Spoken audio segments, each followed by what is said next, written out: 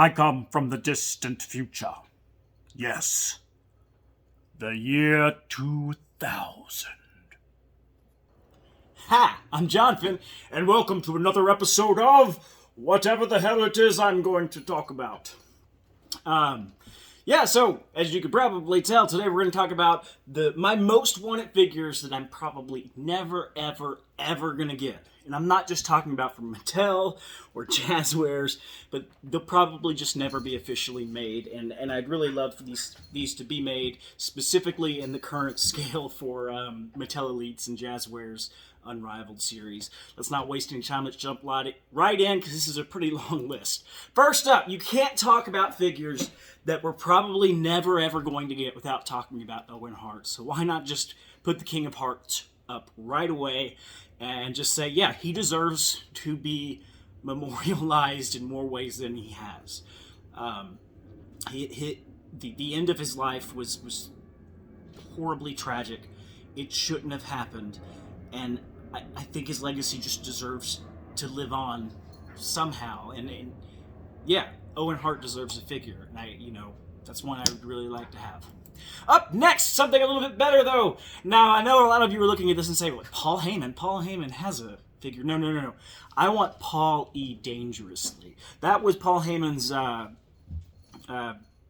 gimmick, I guess you could say, back in the early 90s and late 80s with the NWA and WCW. And it was Paul Heyman, but he had this awesome ponytail, and he carried around that cell phone, which is almost as big as some cell phones that are today.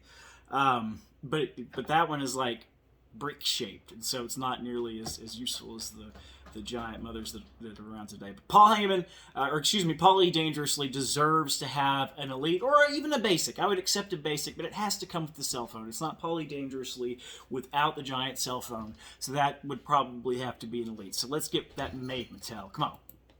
Up next, oh man, Robert Gibson and Ricky Morton, the Rock and Roll Express. They're Hall of Famers. They're recent Hall of Famers. Why don't we have elites for both of these guys? It could be a two-pack. I know they'll probably at some point be made as basics, and they deserve to be elites. Heck, I remember when I first started watching wrestling, it was right around the time Ricky Morton became Richard Morton in WCW and did a heel singles run. And oh boy, let me tell you what, I did not like him at all. Met his daughter later, super nice. Seemed like a really lovely family. But yeah, we need the Rock and Roll Express, and if they came with or at least facsimiles of the old NWA Tag Team Championships, that would be just over and above amazing. Those could even be Ultimate Editions, though they're probably not popular and big enough to get Ultimate Editions, but you could really do it with these two guys. Up next, the Steiner brothers. Rick Steiner and Scott Steiner, and that's Scott Steiner pre-Papa Pump. And I'm not trying to hate on, Scott Steiner or anything like that, but I really, God, I loved the Steiner brothers so much when I was a kid. And I loved their tights. Their tights were always bright and colorful, and I really loved that aesthetic still. They were ridiculously skilled in the ring. And Scott Steiner did some stuff back then that I just blew my mind the first time I saw a Frankensteiner. Ooh, I almost forgot the name of the Frankensteiner. Yikes. But the first time I saw that, I was like, oh my god, that's just so amazing. But yeah, we need the Steiner brothers, and preferably, it could be either WCW or WWF. It doesn't matter. It'd be nice if they came with the WCW Tag Team Championships, though, so we could get two of those together without having to buy Stunning Steve Austin. Up next, we have probably the most iconic referee from at least the golden era into the new generation, and maybe even the Attitude Era, which is Earl Hebner. You could do a two-pack with him and his brother Dave Hebner, because they were twins, but we need more referee figures, period, for our displays. All we've got now is Danny Davis and some other mock-ups and things that are just not really doing it, and other figures that aren't in the scale, but we deserve an Earl Hebner figure to count, two and stop for absolutely no reason because he knew the outcome of the match would be wrong. We just need a Hebner. That way we could reproduce some of the most iconic matches in wrestling history, you gotta have this guy. Yeah. Up next, a lot of you guys probably gonna be like, who is this yahoo on my screen right now? Well, this, ladies and gentlemen, boys and girls, and people of every other gender possible. I want to include you. I just don't know the entire list to list in a charming, becoming way. So I'm probably going to stop saying ladies and gentlemen now. Anyway, the Z-Man, Tom Zink. He was horrible. He wasn't, I don't even remember him being that great of a wrestler, but he was in that kind of late golden era into new generation span of WCW that just really was impactful to me at the time. You'll see maybe one or two other people on this list from that time. And we've already had Paul E. Dangerously and the Rock and Roll Express, specifically with Richard Morton. But yeah, Tom Z was a part of that. He was in a tag team with Brian Pillman at one point. I believe they were the United States Tag Team Champions, and that's another chance to put in a belt that we've never had before, a United States Tag Team Championship belt. Up next, Paul Cornette. Jim Cornette. Paul Cornette. Jesus. What's wrong with you, Jonathan? Jim Cornette with the tennis racket would be just... that would be the best manager figure. I think I would like that more than I like my Bobby Heenan figure. And I adore Bobby Heenan. But Cornette took the obnoxiousness just to another level. And just... I hated him so much, and I love him so much now. As an imperfect man as he is, I still think he's pretty funny. Up next, we have the Genius. Okay, so this is Lanny Poffo, who was the brother of,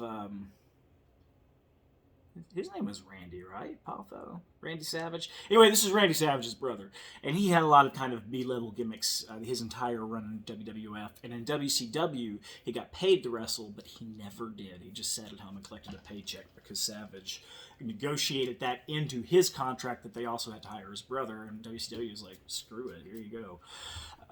But the Genius, he, from that late golden era into new generation, kind of that 89, 90, 91 era, was one of those just pesky heels that always seemed to pop up to ruin things and to really bring down the tone of anything. But I just smile when I see him today because I remember those old rivalries and just how ridiculous and pretentious and pompous he was. And it was funny that his brother, Macho Man, had Pomp and Circumstance as his entrance theme instead of the Genius, whose very thing is a graduate robe, didn't have it. But yeah, we need a Genius elite figure with the robe, with the hat, all the good things. Maybe even the scroll that he used to use. Oh, that'd be sick. Whoa. Oops. Oh, some of you might recognize this dashing young man and might say, that looks a lot like Buff Bagwell. Well, this is actually Marcus Alexander Bagwell, which is pre-buff, and we deserve a figure of him because he just looked like he wanted to try so hard, and his hair is fabulous. And basically, a lot of this list comes down to me trying to recreate, I think it was Starrcade 91. That wasn't Starrcade. It was Battle Bowl. Battle Bowl, the Lethal Lottery, I think 91 was one of my favorite WCW pay-per-views of all time. So a lot of these wrestlers come from that particular pay-per-view, I'm realizing now. But there are a lot of wrestlers that were impactful to me because that was a really important pay-per-view to me. So yeah, I want his elite figures. Marcus Alexander Bagwell, that would just be a great one to add. And he has to have that big shit-eating grin. You gotta have that. Up next, we have Kona Crush. There has been a Crush figure released as a part of the Demolition tag team. But that's actually 3 more figures that need to be added to this list real quick. All 3 members of Demolition need a re-release because it's impossible to find them without spending a small fortune. So please re-release Axe, Smash, and Crush. And if you really want to throw in the icing, give us Moondog Rex's Smash as well. That would be a heck of a sight. We'd have 4 members of Demolition. Oh, you gotta do that until 4 members of Demolition. Anyway, Kona Crush, though, was what Crush did after Demolition broke up. Of course, you had Smash become Repo Man and Bill Eadie. I think he just retired or went somewhere. He was injured or something. I can't remember what was happening. So they broke up Demolition, and this guy had a little bit of a push for a little bit, but it didn't really last that long, which really made me sad because for some reason I always really, really liked Crush. I thought he was cool. I thought he was robbed during the Yokozuna body slam contest. I thought he did just as well as Lex Luger did. But he didn't get the title shot. That's some bullshit. But yeah, I want a Kona Crush figure, and I want the face version. There is a heel Kona Crush. That'd be cool, but I'd prefer the Demolition version of him for the heel version of Bryan Adams. And I really want the Kona Crush face. That'd just be sweet. Dr. Death Steve Williams. I've never seen this guy wrestle. But I've seen him. Well, I've never seen a full match, but I've seen highlights, and he's really big in everything except WWF. He did come over to WWE eventually, and he got his ass handed to him in the Brawl for All, and that totally killed his push, and he never went anywhere. But I want Dr. Death Steve Williams, not the one that came into the WWF and got his ass handed to him. Give me one from like his Japan days or something like that. Dan Severn. This is one of the first ever UFC type champions, like the first like fucking fighting champion that just whipped people's asses. And you can see he had the gold to prove it, because this belt, I think it's the UFC belt or an MMA belt of some kind, and this is another legit fighting belt. And then you've got I think it's the US title maybe, but then you've got the NWA championship here. But I think, and he would have to come with all those belts that you could get the license for, or at least a lot of belts, because you can't have a Dan Severn figure without a lot of belts. Or you could package them together with the Jim Cornette figure, and he could be holding the belts like this. Jazzwares, this is totally up your alley, man. And you've got, Dan Severn in the front, with his belts, and then you've got Jim Cornette in the background with the belts hanging off the ends of his arms. That would be sick. We're shooting for the moon, so why the hell not? Up next, Mike Tyson. He has history with WWE and WWF. I can't remember which one it is. I'm just going to say WWE from now on. And he's in AEW right now, so it'd probably be Jazzwares that would make this. And I think this one we might actually could get one day. I don't know for sure. I am a little bit skeptical that we'll get it, just because AEW has a huge roster that's growing really fast, and they've just got a lot of characters to get through. I don't know if Mike Tyson will be a priority, but I would love to see a figure. And it could be from today. It could be a younger Mike. It'd be cool if it had interchangeable head sculpts, so you could do one or the other. And if it came with boxing glove hands in addition to regular hands, that would just be mwah. And you could put him in the ring with Roddy Piper and Mr. T and like stage boxing match. Oh, come on, please make this happen. Okay, so WCW from that late 80s, early 90s era had some really weird stuff going on, but I was there for it. And one of those things was El Gigante. Now, he came over to the WWE as Giant Gonzalez, and he had that weird bodysuit with all of the pubic hair everywhere, and just bizarre looking. But I want El Gigante, or as I remember him being called, Elegante. With the crazy looking space thing. You could even make that of rubber. I wouldn't care, as long as we were getting this form of this wrestler. I'd really like that. He'd be a tall sucker too. I think he was 7'7". Up next, Mouth of the South, Jimmy Hart. This is probably, of course I said this about Jim Cornette, but the Mouth of the South might be my favorite manager of all time, because not only did he manage some of my favorite heels, he also managed a couple of my favorite faces in the tag team between Brutus the Barber Beefcake and Hulk Hogan at WrestleMania 9, which of course has gone down in infamy. But I really, there has been a Mouth of the South figure before, and I just would really love to see another one, because they get released in such limited quantities, and they're so hard to find now that you have to drop a small fortune. But I really want this guy in my collection, and so I would really love to see another one. They could even do like a manager's pack with Paulie Dangerously, Jim Cornette, Mouth of the South, Jimmy Hart, and maybe you could throw Bobby the Brain in there, but we've had a lot of Heenans, so maybe Paul Bearer or Brother Love. Ooh, Brother Love, yes, and make it a 4-pack, and yeah, do it. Get on that, Mattel. The Total Package Lex Luger, and I actually don't know if he was called the Total Package at this point, but I want another WCW Lex Luger without face paint and with the WCW heavyweight title that's only so far come out with that Ron Simmons Hall of Champions, which I never saw in stores. I only ever saw that in the secondary market. Yeah. Lex Luger, I really want to see that WCW version of him when he had the championship and he was really at the top of his game. Come on, bring him. Gimme. The Texas Tornado, Kerry Von Erich. Didn't have a super successful WWF career. I mean, he did win the Intercontinental Championship, as you can see, from Mr. Perfect. Fell off. He lost it to Mr. Perfect like a few months later and then really fell down the card pretty quickly until he just disappeared and unfortunately did end up taking his own life. I remember that happening. My mom was destroyed by that. She was a huge Kerry Von Erich fan.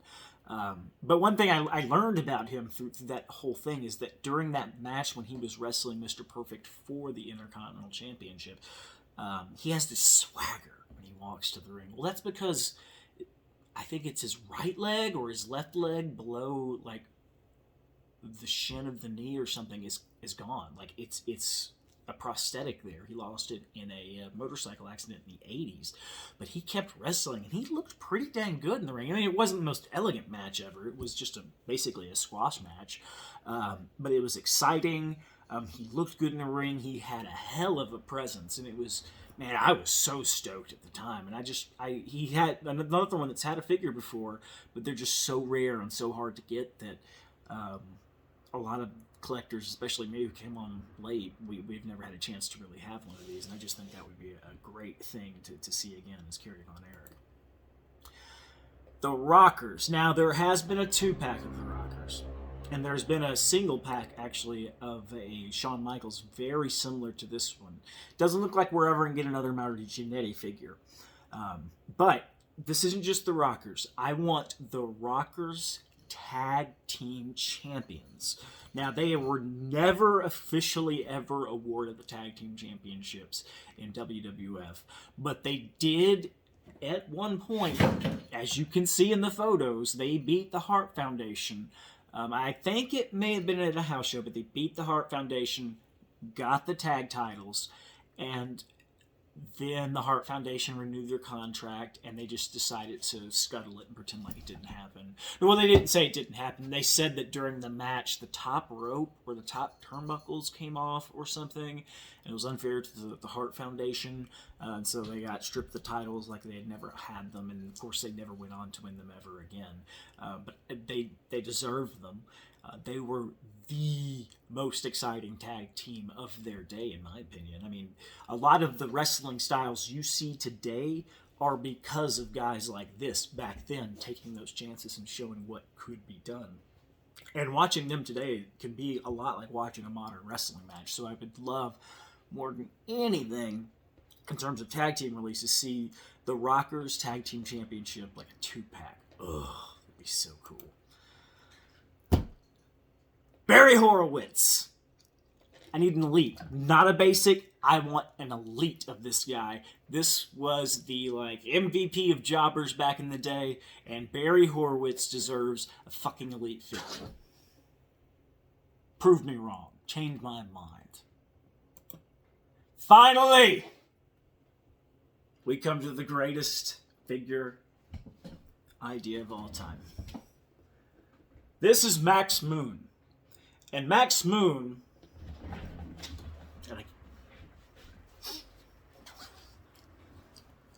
is from outer space. seriously, no. When they announced him, he was billed as being from outer space, and he had little pyrotechnics built into his little Mega Man shooters here. And this is what he wore to the ring. He took off the gauntlets, but that's it. Like the shoulder pads, the mask, all the rest of that crap stayed on. And oh my god, we as a nation, as a world, deserve something this beautiful in our elite collection after this crappy year we've had, after watching wrestling in front of TV screens.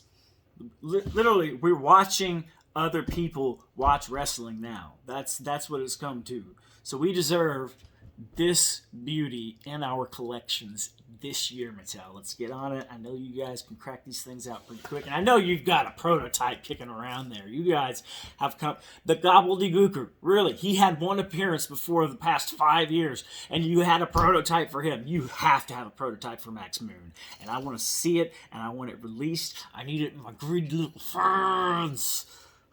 Anyway, thanks for watching. I hope you enjoyed it. I hope if you agree with me on any of these, leave a comment. If there are other wrestlers or wrestling personalities, managers, anybody, announcers, commentary team, interviewers, if there's someone you would like to see an elite figure or a basic figure of or an unrivaled figure of, leave a comment.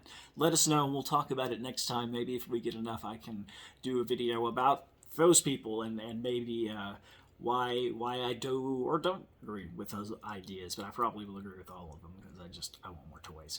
Anyway, thanks for watching. Remember, keep collecting the way you want to do it, whether that's keeping them mock or opening them up and playing with them. It's always up to you. Just do it the way you want to and have fun, and don't crap on anybody else's fun.